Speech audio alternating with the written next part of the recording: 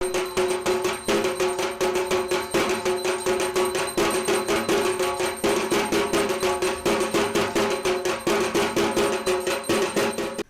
Morning, প্রণীত ভবনে সবাইকে স্বাগত। আমি মনসা মন্দির থেকে পুজো দিয়ে ফিরে আসতে আসতেই অষ্টমীর পুজো শুরু হয়ে গেছে এবং পুষ্পাঞ্জলি চলছে, তাই প্রথম থেকে আর ভিডিও করতে পারিনি।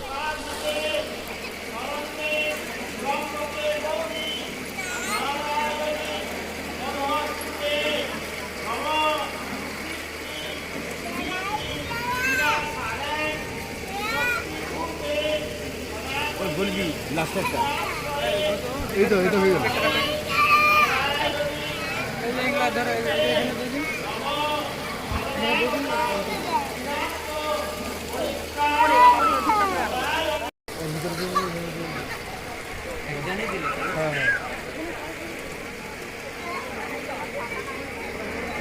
নাম লিখবে না দিয়ে দেবে, তখন সমস্যা হয়ে যাবে।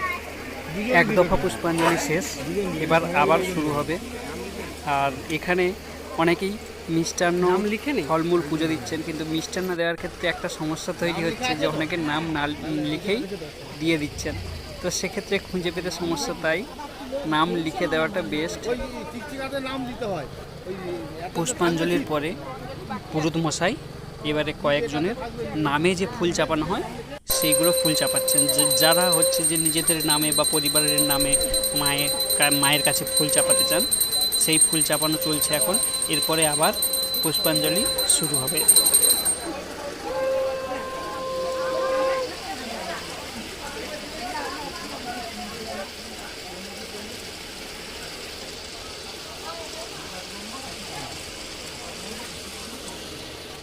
এখানে পুজোর দেওয়া যে মিষ্টান্ন এবং ফল সেইগুলো রাখা আছে এক জায়গাতে।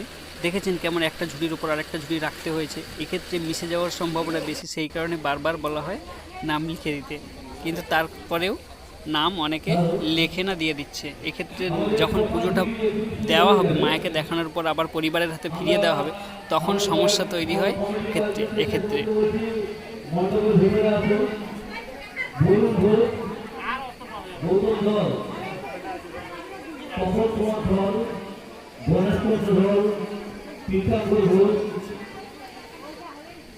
পুজোর প্রসাদ বিতরণ শেষ হয়ে গেছে, এখন মায়ের আরতি চলছে। মানে অষ্টমী পুজোর পর যে সমস্ত পুজোর আরতি বা ভোগ দেখানো, সেই ভোগ দেখানোর আগে যে পুজোটা হয় সেই পুজোটা চলছে, মাকে ভোগ দেখানো হবে। আর এই অষ্টমীর দিনটা সত্যি বলতে মানে মায়ের কাছ ছেড়ে আসতে মন যায় না, মানে এতটাই ভালো লাগে, মানে মায়ের মণ্ডপে থাকতেই আমাকে ভালো লাগে। সেই কারণে আমি বেশিরভাগ সময় চেষ্টা করি যে মায়ের মণ্ডপের কাছাকাছি থাকার, কিন্তু বিভিন্ন কাজ পড়ে গেলে বা অন্য কমিটির কাকুরা যদি কিছু কাজ দেন, সেক্ষেত্রে কাজ করতে গেলে তখন থাকতে পারি না, তখন হচ্ছে যে এখান থেকে বেরিয়ে যেতে হয়, আবার পরে আসি, তখনকে হয়তো পুজো শেষ হয়ে যায়। তবে এই বছর কাজকে বাদ রেখে, কাজকে সাইডে রেখে আর কি, কাজকে সাইডে রেখে আমি মন্দিরের কাছাকাছি ছিলাম এটাকে রেকর্ড করার জন্য।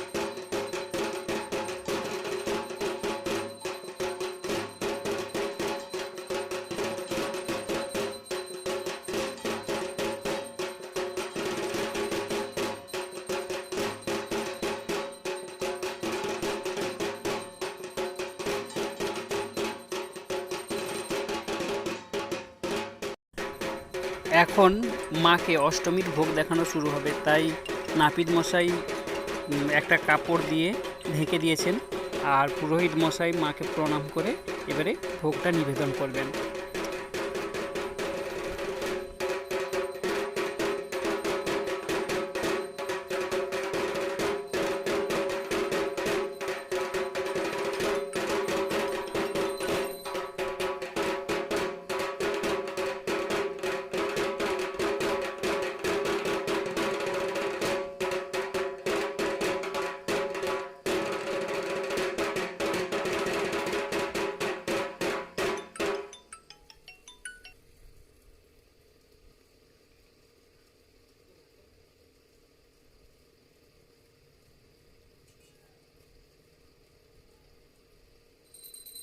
আর সঙ্গে আজকের ব্লগটা এখানেই শেষ করছি।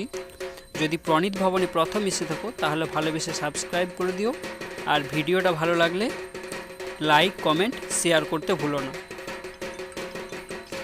আর সবাই ভালো থেকো, সুস্থ থেকো, সবাইকে ভালো রেখো।